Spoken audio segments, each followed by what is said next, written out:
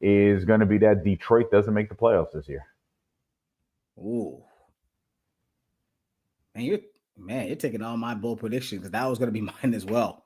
I think Detroit does fall a little bit this year. I can see them. They ain't winning 15 fucking games. I know that much. No. They're not winning 15 games. But it's just amazing just looking at this. I mean, look, the win totals of the Green Bay Packers, Minnesota Vikings, and Detroit Lions is incredible. All over 10 wins was just. Yeah, that's not happening. That's not happening this year. No, I think those wins are going to be a little more dispersed evenly. Because I do think the Bears are going to win a few more games. I do. I think the Bears are going to win a few more games. I think the Packers may take a step back, right? Honestly, if I'm being honest, I think this whole division can take a step back while the Bears kind of take a step forward, which is going to even out the win distribution here a little bit.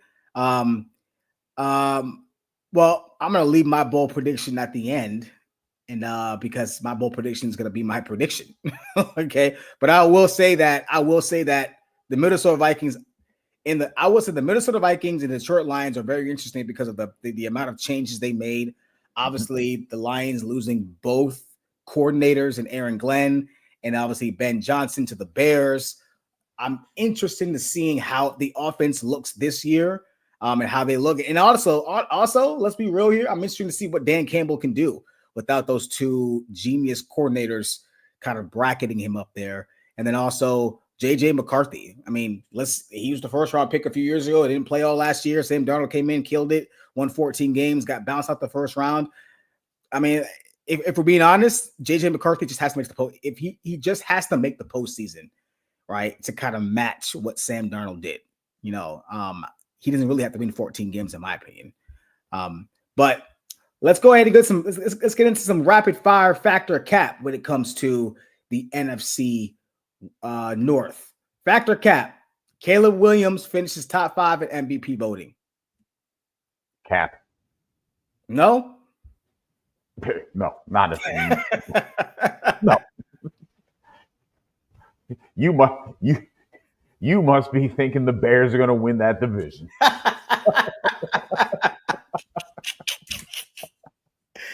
Hey, well, I already got your answer to the next one because you already said it. Factor cap: the Lions missed the postseason. I think that could be a horrible fact for me because fantasy football wise, I got Jahmyr Gibbs, and he helped me win my fantasy league last year, my dynasty league. But I think the Detroit Lions offense is still going to be very potent. But that defense was a problem last season, and you lose the coordinator that kept that defense together. Now, granted, they're returning, I think, 20 of their 22 starters on both offense and defense last year. So that is the only plus, the consistency that they have. But that defense wasn't a top 10 defense last year. No. And they struggled mightily in games last year. That offense was what kept them in games. You're not going to have that same kind of turnaround this year, especially losing it. I don't care how good the replacements could be. When you're losing two coordinators of that caliber, we saw it happen in Philadelphia when they won the Super Bowl and Shane Steichen left, or went to the Super Bowl and Shane Steichen left, and what's his name, Joe Gannon or John Gannon left, and we saw the regression there in Philadelphia. You're going to see that same regression here in Detroit, and the Eagles' defense was much better. They were a top 10 defense when they lost Gannon. Lions weren't a top 10 defense. No. Yeah, I think this could be a very interesting year for the Lions. I think they missed the post. I think could be fact. 15. I mean, it all depends on what the other teams do as well. Wow, it's going to be interesting. And then, like you said, I'm interested to see how the other players regress or progress. And Jahmyr Gibbs and obviously Amar St. Brown, Jared Goff. Right, Jared Goff. his career kind of revived with under Ben Johnson, right? He kind of his whole career kind of revived there. So we'll see. All right, factor cap. JJ McCarthy has a better season than Sam Darnold.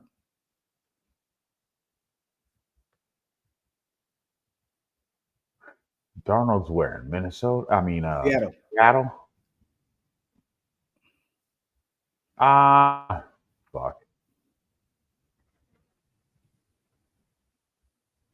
I'm going to say fact, but it doesn't necessarily mean that he has the same type of season that Darnold had last season. Last year, yeah. Yeah, I think that's going to be fact. I think JJ McCarthy's going to have a better season than Sam Darnold. I think there's a possibility that Sam Darnold doesn't even finish the year. I think he can get benched, and they can bring in Jalen Monroe because I think they're going to be chanting for him. They're going to want him. Everyone's going to want to see Jalen Monroe.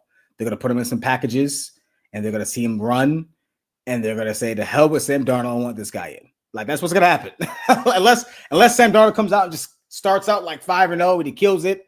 And they're just kind of battling for a division spot. Sam Darnold right now, you got his money, you got paid, so that's always a good thing. But I think JJ McCarthy. Look, I remember I am on record of saying this. I felt like JJ McCarthy was the best quarterback in that draft, right? So I'm still on that, right? I still believe with the weapons around him in Minnesota, right? Especially with Kevin O'Connell. Obviously, Justin Jefferson, Addison, the run game. I think the offensive line, it's all set up for McCarthy. Like literally, it's all set up for him to succeed. So I do think he has a better season than Sam Darnold. Yes, I do think that. I do.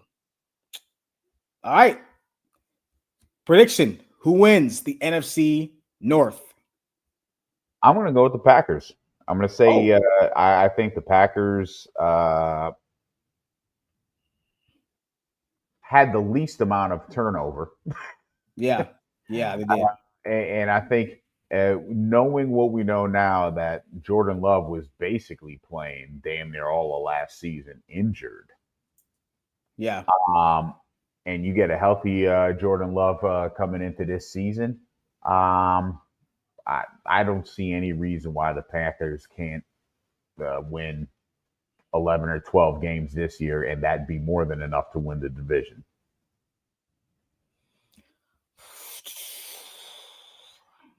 Well, my bold prediction is my division winner. I think the Chicago Bears can win this division. And I don't think they're going to run away with it. I think 11 wins is going to win this division. I think 11 wins, maybe 12. I don't think 15 is going to need a win like last year. I don't think, I think 11 to 12 wins can win this division. I do think Caleb Williams is going to have a big year. I do think he's going to have a pretty big year to Ben Johnson. I think, Caleb Williams and Ben Johnson have a goal this year. It's for him to throw for 4,000 yards and complete 70% of his passes. Now, if that happens, he's going to finish top 5 in MVP voting.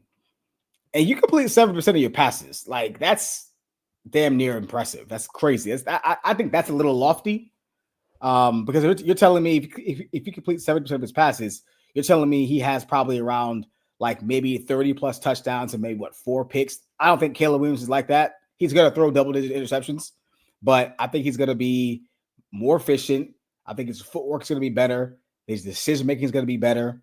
His improvisation will come and go as he pleases. And I do think that team as a whole is really good.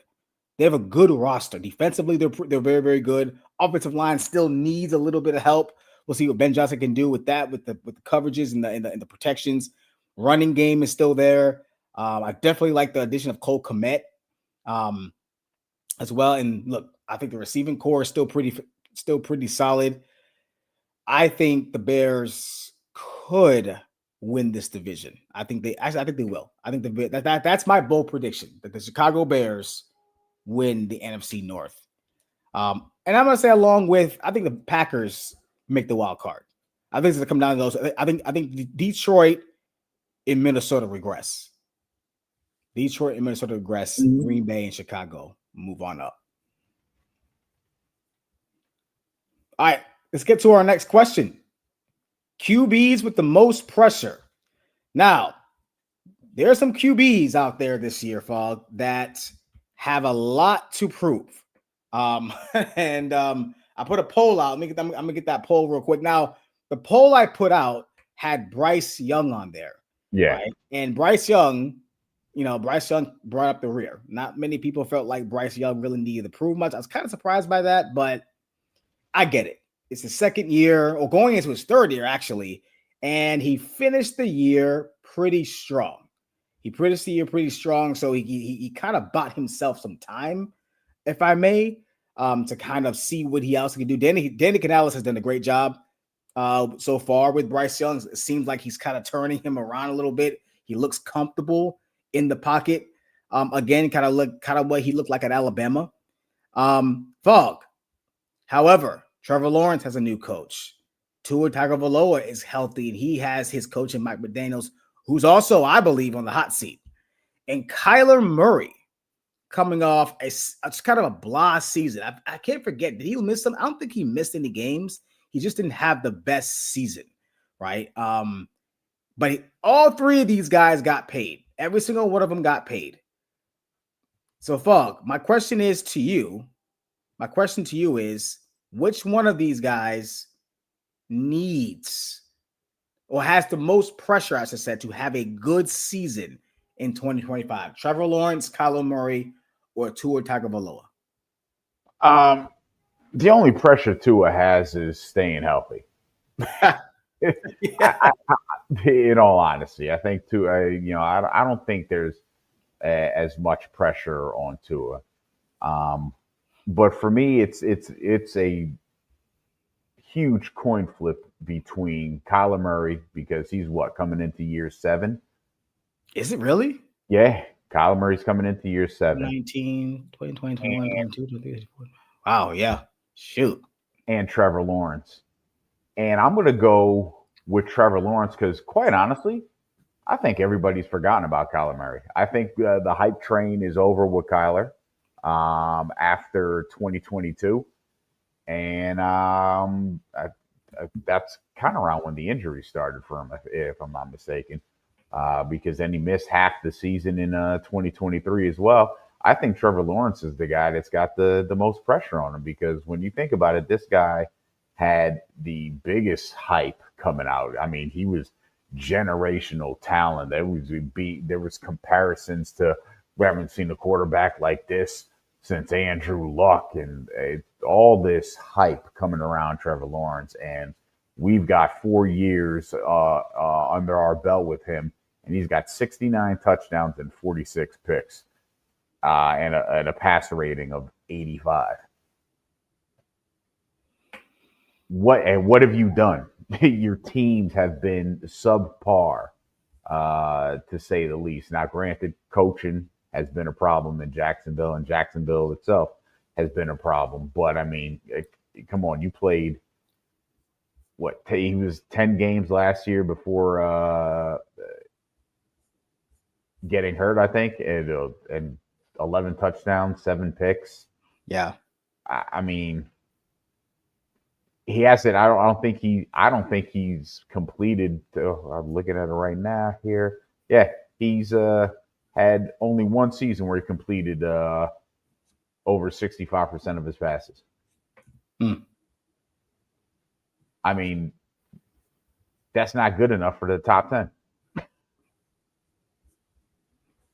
No, and I'm looking at his numbers right now as well. Then I went to go over to Tua's numbers, and Tua, when he's healthy, has put up better numbers than Trevor Lawrence. Very stellar numbers, if I may, with Tua Tagivioloa. Like he's put up really good numbers. Like he was a Pro Bowler last year, which I didn't even realize. He was a Pro Bowler last year. He killed it last year. And Trevor Lawrence. And I'm going to go ahead and look at Kyler Murray. I think, it's funny you say people have forgotten about Kyler Murray. I think people have forgotten about Kyler Murray a little bit for a couple of reasons. One, he plays in Arizona. And two, last year he missed pretty much all season. Right? He only played 8 games. And the year before that, he only played 11. So but this past year, 2024, he played all 17. Right. Yeah. And when he played all 17, he was decent. he was decent. Kyler Murray has completed, 6-7% of his passes for his career, 115 touchdowns. I mean, his touchdown interception ratio is not horrible, it's not great, and he hasn't really had a great year since, like you said, 2021 when he was a Pro Bowler, right? So, but to answer the question, honestly, Fog, I'm not gonna lie to you. Despite Tua having really good numbers, because I believe Josh McDaniel or Mike McDaniel, is on the hot seat, I think it's Tua. I think Tua, like you said at the beginning, him staying healthy is pretty much contingent on the job of Mike McDaniel. Because if he doesn't stay healthy, they don't win. And Mike McDaniel is not necessarily a guy that can just plug someone else in there and they can kind of just pick up where Tua left off, which to me kind of speaks volumes of how good Tua really is. But people just don't want to admit that, or they don't see that. It's Tua's health that kills him, right? But I think Tua needs a good season. I think he needs a good season for the sake of his coach. Because if Tua stays healthy all year and Tyreek Hill is there and Jalen Waddle is there and the running game is there, and they don't make the playoffs in a division, I feel like it's pretty weak. I think the AFC East may be one of the weaker divisions. I don't think the Patriots or the Jets are anything to worry about, right? It's just the Bills and everybody else, right? So I think Tua has a lot of pressure on him to have a good season for the sake of his coach. Because I honestly believe if Mike McDaniels gets fired, I think there's a good possibility that Tua is not there anymore. That's just what I think. I think Tua is one of those quarterbacks where you have to love him in order to work with him. And if the next guy comes in doesn't love Tua, and not many people love Tua, right, coming out of Alabama. So we all know the other guy, Brian Flores, hated him. So that's why I think Tua has a lot of proving, not really proving, but he needs a good season. I do agree with Trevor Lawrence, though. Look, I have been a Trevor Lawrence fan. I have defended him. I think Trevor Lawrence has gotten a fair share of a few mulligans, right? They gave him the Urban Meyer mulligan. He was trash. Okay, cool. Then Doug Peterson came in and kind of tried to stabilize everything, had his best season under Doug Peterson, won a playoff game. So there's that. He has that under his belt, something that Kyler Murray and Tua cannot say they have. But then after that, everything kind of went to hell. And Doug Peterson was fired, right, after a couple of years. So now they bring in Leon Cohn, who resurrected Baker Mayfield in Tampa Bay. Yep. Right. So I think that I'm 77% say it's Trevor Lawrence. And I can't get mad at that, because at this point, Trevor Lawrence, man, it's do or die at this point. Yeah. It's, well, take it back. I don't want to say it's do or die, because I think if he doesn't have a good season, they're going to run it back with him one more year, maybe. But there needs to be some uptick of improvement, right? Now, they're in a pretty easy division. AFC South is probably the worst division in football. It is possibly the absolute worst division in all of football. And honestly, is Trevor Lawrence the best quarterback in the division? No, CJ Stroud is. Oh, yeah, I forgot about him. Is he? I'd say he is. We'll revisit that. But we'll revisit that, because I think if Trevor Lawrence can get his shit together, he could be the best quarterback in that division. I think he should be. I'm gonna put it that way. He should be the best quarterback in the AFC South, but he just hasn't lived up to what he needs to be, right? So CJ Stroud is for now, but Trevor Lawrence should be the best quarterback in that division. But yeah, I agree with this poll. Well, I would take Tua. I think Tua needs a good season for the reasons I said, but apparently the majority of the 250 people who voted says it's Trevor Lawrence and Bryce Young. I think people are going to give Bryce Young a mulligan. I think people are going to give him. Let's see what he can do for a full season, and this coming season. So we'll see. These three guys all got paid. all came in with a lot of hype, all top 5 picks. Trevor Lawrence and Kyler were number 1 overall. I think all 3 of these guys honestly need a good season. All 3 of them really do. But speaking of good seasons, speaking of rookie quarterbacks killing it last year, Jaden Daniels resurrected the DMV, resurrected the Washington Commanders. Every year, there's a team that kind of comes out of nowhere, Fog. Every single year, there's a team. 2 years ago, it was CJ Stroud and the Texans. This year or last year, it was the Washington Commanders and Jaden Daniels, another rookie quarterback. Fog, who do you feel like this year's 2025 Washington Commanders is going to be? Well, I said that Washington would make the playoffs last year. I remember that. Yep. So wasn't a surprise.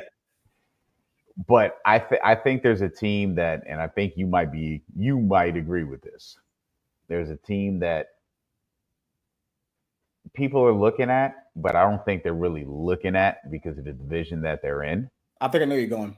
I think. But I really, really believe that the Denver Broncos this year might be that team, because you still got, look, I put money on the Chargers winning the division this year. And you still got the Kansas City Chiefs, and I fully back that. But I think that if there is a team that is going to catch people off guard this year, it's going to be the Denver Broncos. And I'm very interested to see how they use that kid, RJ Harvey, year, because that kid is explosive. Yeah. Did the Broncos make the playoffs last year? No, right? No. They make okay, but they almost made it though. Mm-hmm. They were like a game away or something like that. They had to beat the Bengals. They were in that same situation with Cincinnati, where even if they won, they multiple things had needed help. Yeah, they needed help. Yeah, okay. Yeah, the Broncos were going to be a team I was going to choose. But man, I for whatever reason, we just talked. Oh, we didn't talk about them, but I kind of touched on them in the AFC East, man. I for whatever reason, I have this feeling that New England is going to do something. I don't know why. I love the hire of Matt Patricia. God, good Lord, not Matt Patricia. I meant Mike Vrabel. Yeah. Love the hire of Vrabel. They bring back Josh McDaniels, right, to coach up Drake May, who I think could have one of those breakout years. They drafted somebody who I like, that wide receiver. I forget his name. I do forget his name. I'll look it up. But I think the Patriots could be that team. And look, they're in a pretty soft division. Like, if you lose to the Bills twice, cool, right? That's 2 losses. But then you have the Jets, who I think are going to be awful. I think the Jets are going to be back picking in the top 5 next year. I think the Dolphins are just one of those hit or miss teams that who knows health-wise where they're going to be. And I think just the Patriots last year, I know they only won, 3 games last year? How many games did the Patriots win last year? How many games did the Patriots win last year? Was it 3? 3 or 4. 4 games. They won 4 games last year. And I just remember, I just liked the way they finished games. I think New England could be one of those teams. I think New England could be that team to be this year's Commanders. But you know what? However, real talk, Fog. I know we just talked about this guy needs a big win. He needs a big season. I think the Jaguars could be that team as well.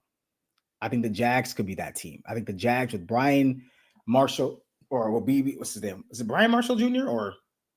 Yeah, Brian Marshall Jr. Yeah. Brian Thomas, excuse me. Brian Thomas Jr. Yeah. At LSU, I think he is arguably a top 5, top 6, 7 receiver in the NFL.